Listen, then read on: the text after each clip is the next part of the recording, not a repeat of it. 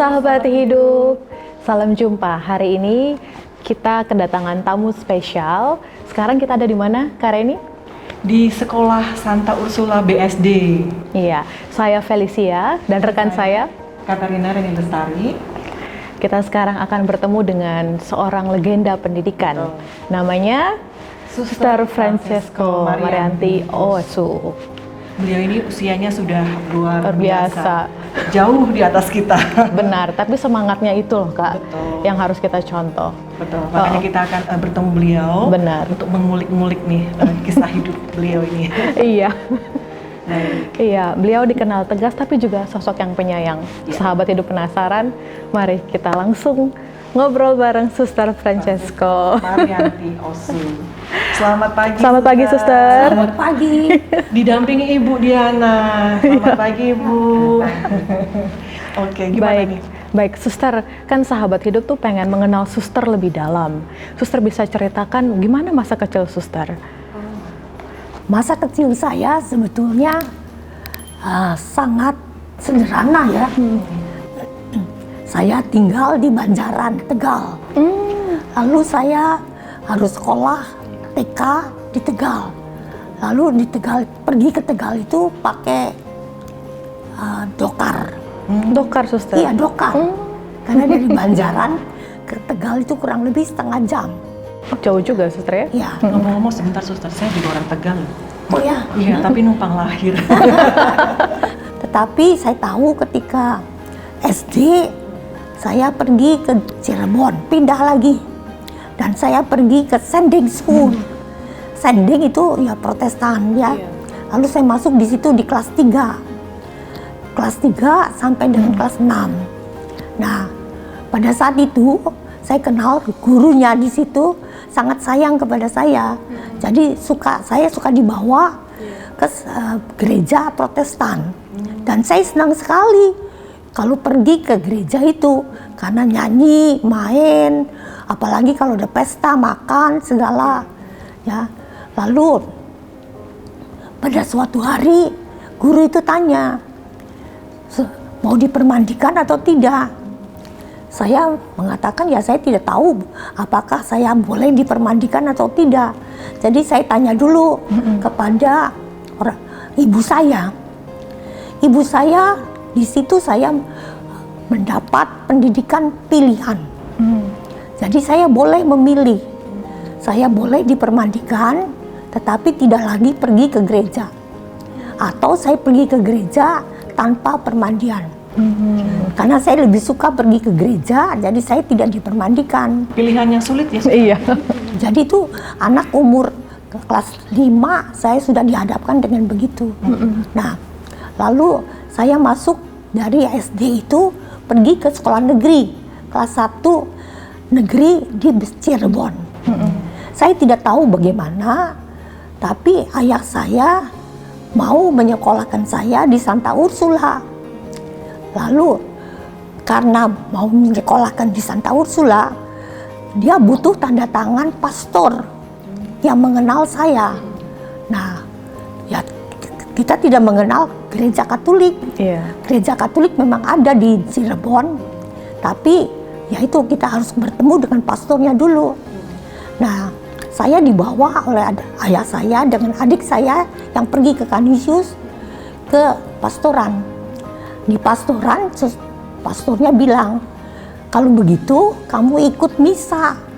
Ya, saya tidak tahu apa itu misa, tapi datanglah hari Minggu jam 8. Jadi kami datang pada hari Minggu itu jam 8 mengikuti misa. Ya, saya tidak mengerti apa itu. Ya, karena saya tidak dididik sebagai anak Katolik. Ya, jadi saya hanya berdiri, berlutut. Nah, sesudahnya memang kita dapat tanda tangan dari pastor itu. Nah, sesudahnya tahun 1948, jadi kami berdua, saya dengan adik saya diantar oleh ayah saya ke Jakarta. Datang di Jakarta di pintu akhir. Iya. Itu dekat, jadi itu jalan dari situ ke mana? Jalan pos. Ke jalan pos. Lalu sampai di mana di jalan pos itu jam 6 sore.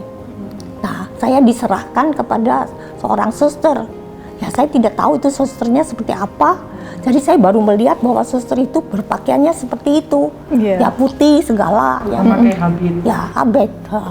Lalu ya saya diserahkan, lalu ayah saya meninggalkan kami di mana saya di Jalan Pos, pergi ke Kanisius untuk menyerahkan adik saya. Iya, suster. Ini juga menarik. Suster lahir sebelum kemerdekaan ya, suster. Ya. Dan masuk ke Ursula itu tahun 1948 setelah kemerdekaan. Suster mungkin bisa gambarkan bagaimana sih situasi sebelum dan setelah kemerdekaan, suster yang Ya suster jadi ingat? sebelumnya ya hanya masuk keluar lubang untuk iya, suster. berlindung. Ya kalau ada sirene atau ada kapal terbang yang lewat, ya semua turun ke bawah. Lalu pada saat itu memang makannya hanya ya nasi dengan kecap dan kerupuk saja, tidak ada yang lain. Ya jadi bahan-bahan yang lain tidak dijual. Itu ketika zaman Jepang. Iya. Wow. Merinding loh. Membayangkannya aja udah bagaimana harus bersembunyi. Iya kan? bersembunyi. Lalu nanti bersembunyinya berapa lama kan kita tidak tahu. Iya. Sampai Serina hilang mungkin. Ya sampai hilang. Nanti ada sirene lagi, lalu itu membuat kita harus keluar. Umur-umur masih usia belasan, takut nggak sih suster ngeliat? Ya takutnya kalau di bawah. Kalau di bawah itu loh. Karena mereka mengatakan kalau di bawah kan nanti bisa diperkosa dan sebagainya. Jadi suster bertumbuh dalam situasi opresi seperti itu ya, suster. Dan mulai tumbuh ketertarikan dengan pendidikan itu saat masuk Ursula, suster? Tidak, Oh, tidak. sama sekali tidak. Oke. Sama sekali tidak, karena ya saya masuk Ursula, ya saya pikir kalau ditanya saya mau jadi apa, saya sih maunya jadi seorang dokter, Iya. tapi tidak di Indonesia, di Afrika. Kenapa? Karena saya suka itu keriting-keriting itu orang-orang hitam itu. Oh, heeh. Lucu ya. Iya, Pertama itu. kali kenal Afrika dari buku apa, Dari suster? buku saja. Ya itu. Iya. Jadi karena saya banyak baca, lalu saya pikir itu. Jadi itu pemikiran saya sampai kelas 2 SMA. Bertahan lama ya. Iya. Lalu, Cita-cita jadi dokter. lalu ketika saya masuk di Ursula, saya tuh ingin tahu apa itu Katolik. Iya. Karena tiap hari Senin, Rabu, Jumat harus pergi ke gereja. Dan ya saya pergi aja, memang sebagai murid yang di situ ya harus ikut ya gitu peraturan itu. Jadi saya mau tanya, saya hanya mau tahu apa sih itu gereja Katolik, apa itu agama Katolik. Jadi saya mulai belajar dari seorang suster. Nah ketika sudah 1 tahun lebih, suster itu bilang, ini sudah kamu 1 tahun sudah selesai, jadi kamu mau dipermandikan atau tidak? Lalu ayah saya bilang, lalu pada saat itu saya tanyanya kepada siapa ya? Kepada ibu saya, nanti nggak boleh lagi. Jadi saya tanya kepada ayah saya tulis surat, boleh nggak saya dipermandikan? Karena suster itu mengatakan sudah waktunya saya dipermandikan. Nah, lalu ayah saya memang balas surat itu mengatakan, kamu harus menjadi, kalau mau jadi Katolik harus 100%. Jangan setengah-setengah. Kalau mau setengah-setengah lebih baik jangan dipermandikan. Nah, lalu waktu itu saya tidak tahu itu apa 100% Katolik. Saya juga tanya kepada susternya, suster itu apa 100% Katolik? Lalu kata susternya, tanya nanti kepada Yesus pada waktu kamu komuni pertama. Nanti pasti dia akan menjawabnya. Ya saya mengatakan jawabannya, lalu bagaimana itu? Iya. Lalu suster dipermandikan di katedral berarti, suster? Iya, di katedral oleh Pastor Zwans, waktu itu orang Belanda. Usia berapa saat itu suster? Jadi tahun 1949. Sekitar 15 tahun 15 ya, tahun. suster, suster ya. Iya. Orang tua menghadiri kah? Tidak. Tidak ya, jadi suster Saya benar-benar mandiri. ya sendiri. Sendiri. Termasuk ayah juga tidak? Tidak ada. Karena ketika saya pergi ke Jalan Pos, ayah saya mengatakan, ini kami kirim kamu berdua ke Jalan Pos, yang satu ke Kanisius.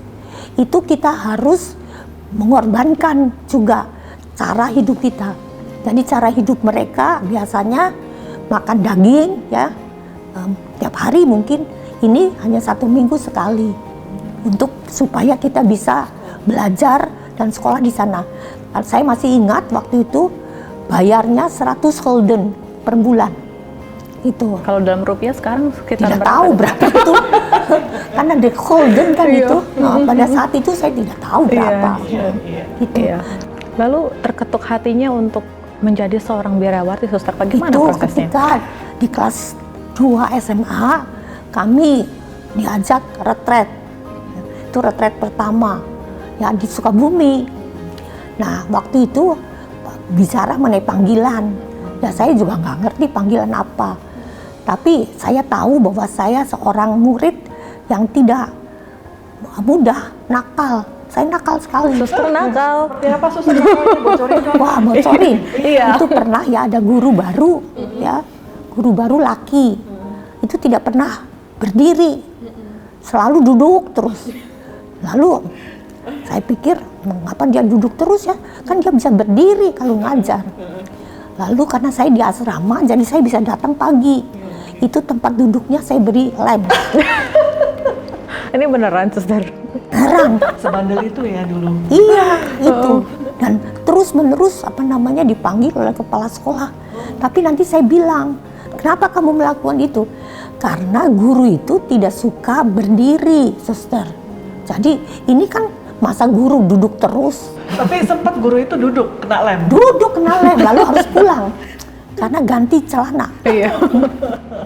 Ya, jadi ketika di Sukabumi, saya tanya kepada pastornya, apakah saya bisa jadi suster? Kenapa tidak? Why not? Dia mengatakan. Lalu saya kan tahu bahwa saya bukan orang yang suci, bukan orang yang betul-betul taat segala, yaitu ketika naik ke kelas 3, saya pulang, kan libur besar, boleh pulang. Lalu orang tua saya tidak Katolik. Saya bilang, saya mungkin tidak mau jadi dokter, saya mau jadi suster. Nah, itu menjadi bom bagi keluarga saya. Jadi itu mulai saat itu saya tidak begitu dianggap sebagai anak. Siapa yang paling menentang waktu Suster menyampaikan? Dua-duanya. Iya, karena saya anak pertama kan. Iya. Jadi saya dididik, kamu anak pertama, jadi kamu harus mencoba. Adik-adikmu juga mempunyai pengalaman seperti kamu, gitu. Jadi jangan hanya kamu saja, gitu. Suster pergi ke Amerika itu waktu sudah menjadi suster? Sudah, Sudah sudah. ya. Nah, sebelum masuk ke sana Suster, bagaimana kemudian Suster Francesco ini memupuk panggilan? Ya itu, jadi saya sebetulnya memupuk juga tidak. Saya sih membiarkan aja. Subur sendiri ya? Ya, membiarkan Tuhan bekerja, ya saya juga tidak tahu bagaimana memupuknya. Ya, jadi ketika lulus kelas 3, ayah saya tanya, lalu bagaimana sekarang? Pastornya mengatakan sudah, kamu baru berumur 18 tahun, jadi kamu jangan pergi, ya. Kamu belajar saja dulu. Lalu saya pikir belajar apa ya, kedokteran kan tidak cukup. Tadinya ke UI, tapi kedokteran kan tidak cukup ya untuk itu. Jadi saya pergi, saya pikir saya mau belajar kimia, karena kimia fans saya. No. Itu. Jadi saya pergi ke ITB. Iya. Pada saat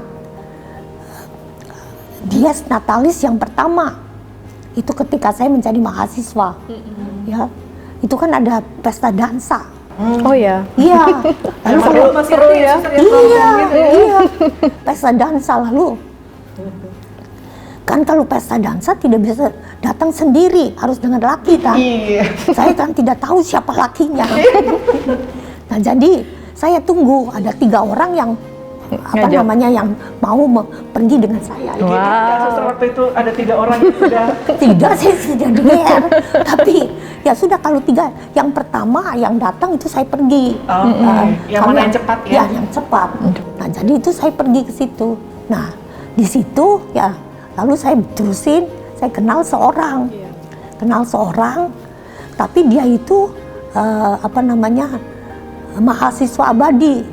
Jadi sudah 10 tahun belum selesai di sipil, Farmasi, oh, sipil. sipil ITB. Itu cinta kampus namanya Iya. suster ya.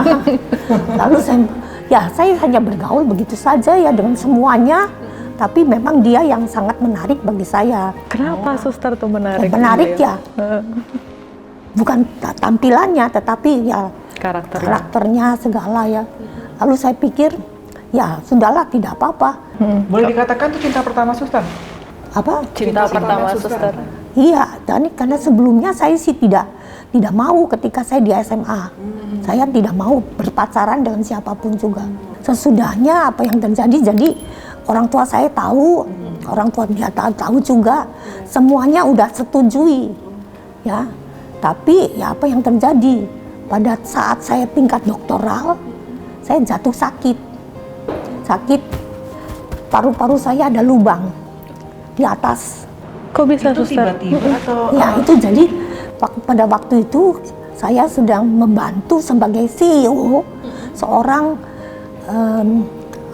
seorang dosen yang berpromosi menjadi doktor. Saya di situ bekerja penuh ya. Baru keesokan harinya, karena waktu itu di ITB ada pemeriksaan paru-paru. Saya tidak bisa datang pada hari itu, tapi keesokan harinya saya datang. Lalu dikatakan ya saya punya itu, jadi saya harus pergi ke dokter. Nah, setelah pergi ke dokter, saya harus istirahat. Dulu kan harus istirahat. Tidak boleh begitu aja. Jadi istirahat. Istirahatnya 1 tahun lebih. Saya jadi tingkat doktoral waktu itu, jadi saya tidak pergi ke mana kuliah, tidak boleh apa-apa, jadi tinggal ya berbaring saja. Gitu. Itu 1 tahun lebih. Jadi lalu diberi perminyakan. Nah, pada saat diberi perminyakan, sepertinya ada sesuatu yang membuat saya lihat semua. Jadi pada flashback saat kehidupan. itu, saya mengatakan, ya bagaimana 100%-mu? ada seperti yang mengingatkan? Ya, Iya. bagaimana 100%-mu? Lalu saya mengatakan pada saat itu, ya sudah, kalau memang kamu mau, silahkan membuat semuanya beres. Itu masih ada dalam ingatan saya bicara seperti itu, hati nurani saya. Ya kamu saja buat beres semuanya. Lalu pada ulang tahun saya yang ke-24, itu dia juga datang untuk merayakan. Lalu dia mengatakan kepada saya dengan sangat menyesal, saya harus bicara dengan kamu begini. Ibu saya tidak suka dengan mempunyai menantu yang sudah sakit TBC. Jadi saya mengatakan, ya sudah, kamu pilih mana? Pilih dia atau pilih saya? Pilih dia, ya sudah. Hari itu juga putus hubungan. Tapi suster tempat Iya. berpikir nggak bahwa inilah kayaknya Iya, memang. Jadi sesudah itu sepertinya jalannya tuh lebar banget. Dan saya bisa jalani dengan mudah sekali. Jadi itu Februari, nah Juli saya masuk biara. Karena susternya mengatakan, kamu masuk aja sudah, tidak biar apa-apa. Pasturnya juga mengatakan, masuk sudah selesai. Jalan tol suster. Gitu. Terus waktu itu sempat terpikir kongregasi apa yang dipilih gitu? Belum. Atau memilih Oslo? Belum ada. Belum. Lalu saya pergi ke Waringin. Waringin tuh PI. Saya di situ 1 hari, 2 hari nginep. Saya mengatakan itu bukan untuk saya. Saya tidak bisa maju di situ. Lalu saya pikir ya yang terbaik adalah saya kira di Ursulin. Saya bisa maju sebagai pribadi. Nah, jadi bisa mengembangkan diri dan Iya. sebagainya. Terus sampai tahun keberapa akhirnya orang tua akhirnya mau datang nengok Ya suster? itu karena sesudah kaul sementara saya akan menjadi junior. Nah, saya 1 tahun menjadi junior, lalu saya ditawarkan untuk pergi ke Amerika untuk belajar biologi S2. Iya. Kenapa biologi, suster? Karena Melanjutkan yang ada kan. Iya. Itu farmasi kan Farmasi. banyak biologinya. Jadi itu saya tulis juga. Lalu baru pada saat itu mereka mencair semuanya S-nya. Jadi Sebelumnya tinggi gitu ya, Iya. tembok esnya. Iya. Lalu dia tanya, kamu butuh apa dan sebagainya. Lalu saya mengatakan saya tidak butuh apa-apa, tapi saya akan berangkat pada tanggal ini dengan ini. Lalu mereka datang. Nah itu baru pertama kali saya melihat orang tua saya lagi.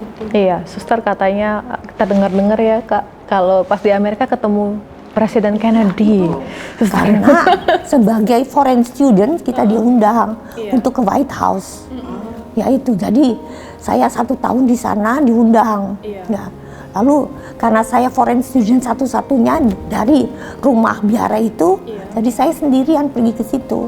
Suster ketemu dengan jubah. Dengan jubah dengan semuanya, jubah, itu lengkap. ada itu di dalam buku itu kan. Iya. Nah, jadi tadinya saya pikir kemana ini di apa namanya, tidak di dalamnya tetapi di lan itu lane di luarnya, Gardennya. ya. Lalu apa namanya, begitu banyak orang, Iya. besar lagi ya. Lalu saya ada di belakangnya. Lalu saya coba ini ya, jadi ketika dia lewat saya mengatakan, "Presiden, would you like to sign here?" Itu pada undangan saya. Lalu saya tidak punya ballpoint. Yes. Saya ambil ballpoint orang lalu. Nah, pada saat itu keluar keesokan harinya di Washington Post. A sister, the president to give his Front page gitu ya, Iya. orang Amerika di halaman depan. Terus sepulang dari studi di Amerika, selanjutnya bagaimana ini? itu pelayanan? saya pulang, lalu saya ketemu ayah ibu saya, lalu saya ditempatkan di Malang menjadi kepala sekolah di sana. Itu sesudah G30S, dan saya tidak tahu itu apa G30S. Iya. Ya, karena saya melihat semuanya itu ketika saya di Inggris. Jadi dalam perjalanan pulang saya diikuti dengan suster-suster Amerika yang harus pergi ke Roma itu. Lalu di situ mereka mampir di Inggris. Iya. Saya di Inggris 3 minggu waktu itu. Lalu sesudahnya saya pergi ke Belanda, dan di Belanda turun. Ketika di Inggris saya melihat itu di TV, tapi saya tidak mengerti apa. Jadi ketika saya di Malang, saya baru mengerti itu apa G30S. Ini panjang sekali pasti ya. Kemudian dari titik awal terjun di bidang pelayanan pendidikan begitu ya suster ya, di Malang begitu. Boleh diceritakan suster selanjutnya di mana saja sih sampai sekarang suster menjadi koordinator di sekolah Santa Ursula BSD? Ya saya Pasti sih panjang tuh ya ya perjalanannya itu suster. memang yang penting adalah saya itu banyak baca. Jadi dulu saya baca ketika saya datang ke sini, Kompas ya, Rakyat Merdeka, Jakarta Post, lalu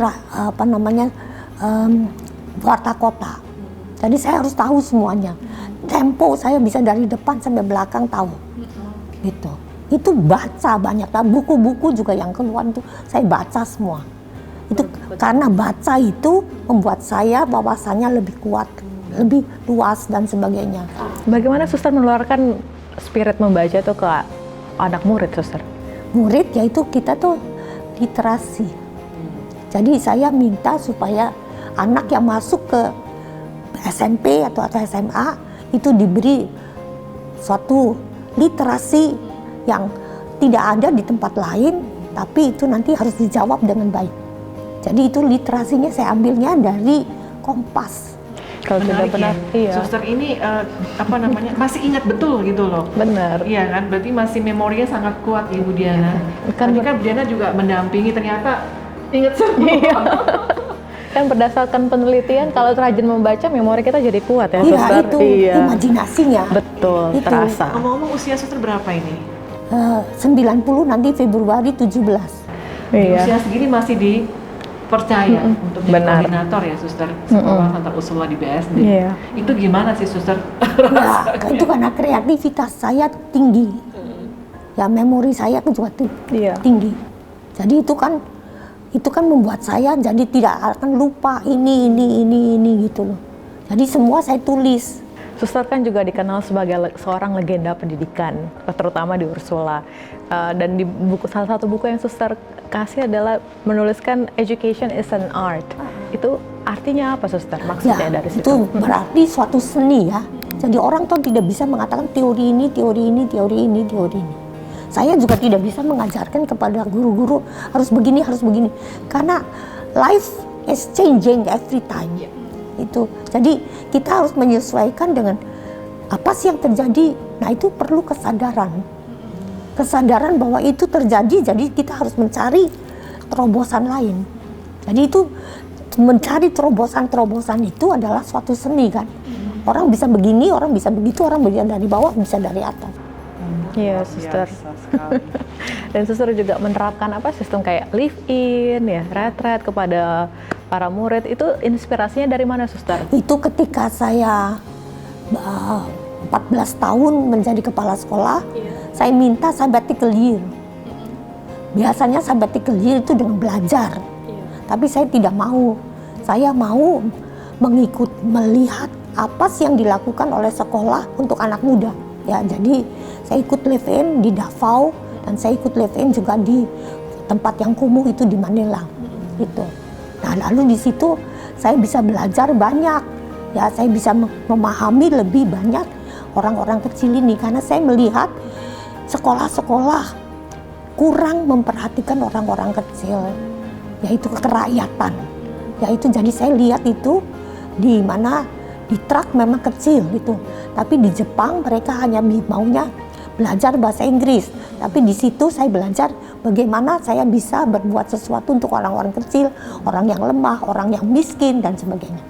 Lalu saya kemana ke India. Di India saya 3 bulan. Saya ketemu dengan Mother Teresa.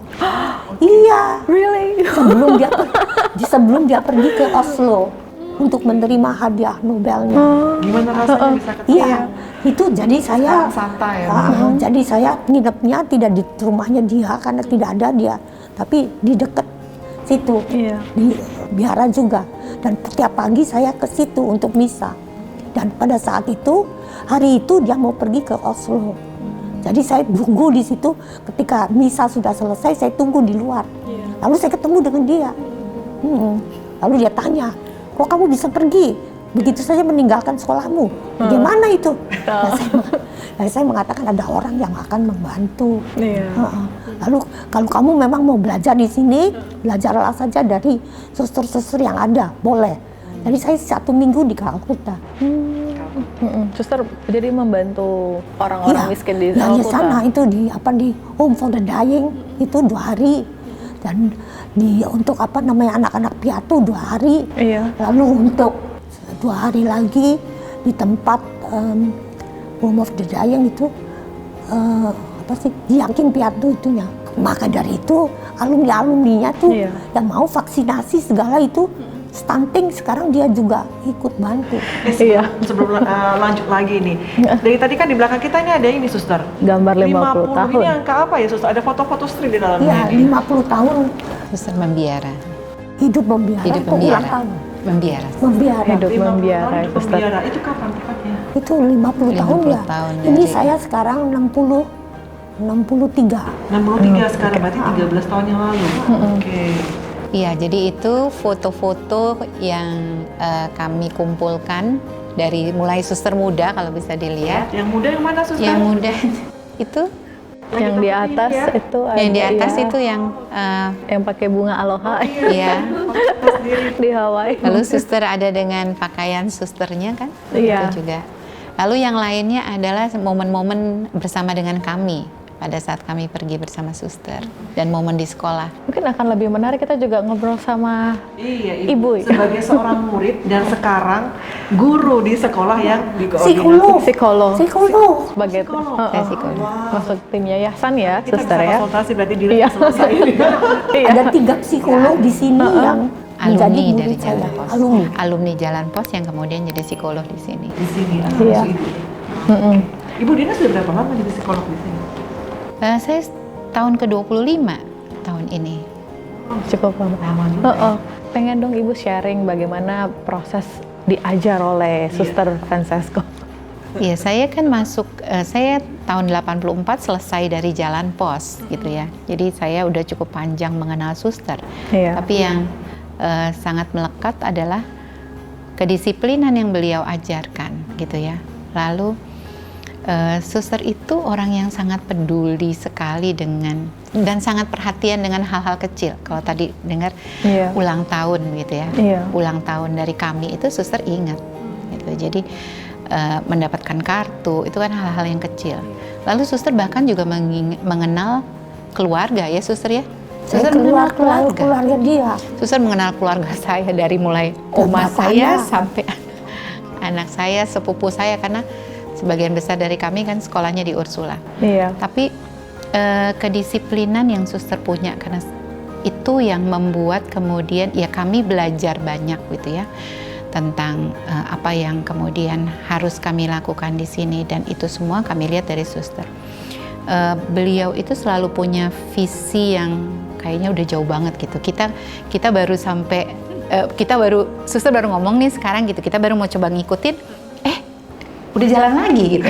Kayak gitu, jadi harusnya lari-lari gitu ya kalau ngikutin beliau. Tapi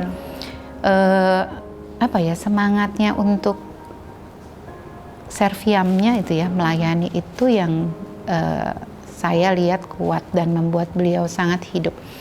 Dan 100% Katolik itu penyerahan hidup yang juga beliau selalu ajarkan ke kami. Kalau nggak bisa, kalau lagi ada kesulitan, suster bilang berdoa. Kalau ada satu masalah yang harus kami hadapi, begitu, berdoa. Tuhan pasti akan bantu keesokan harinya. Sama seperti suster dengan perjalanan yang cukup panjang. Tadi saya bilang, suster sudah 34 tahun di sini. Di sini. Di sini. Iya, sini saja 34 tahun. 34. Sebelumnya kan 25 tahun di Jalan Pos. Ada banyak hal yang kami bisa belajar gitu ya. Suster aja yang perlu bersabar dengan kami. Karena susternya yang udah lari, kaminya masih jalan pelan untuk memahami. Tapi visinya beliau selalu nggak pernah selalu jauh banget. Contoh ya suster ya.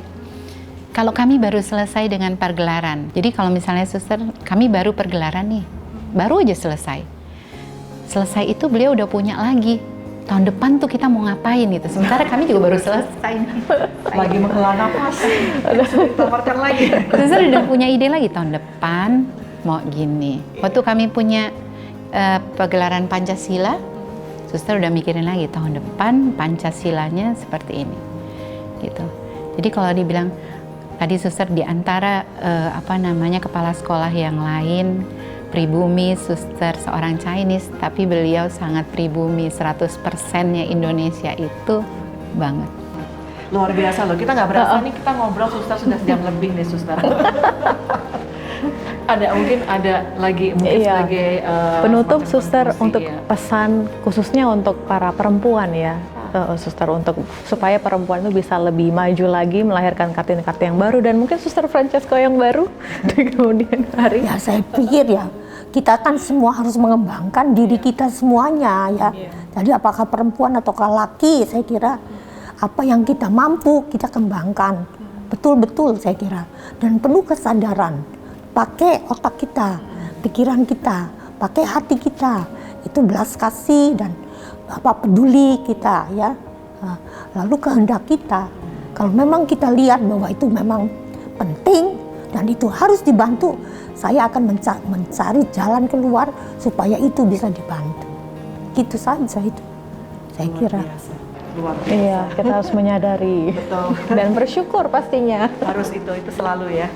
Iya. Oke. Baik Suster Francesco, Ibu Diana, terima kasih atas waktunya. Terima kasih. Sahabat hidup, itulah Suster Francesco Marianti Osu, legenda pendidikan di Indonesia.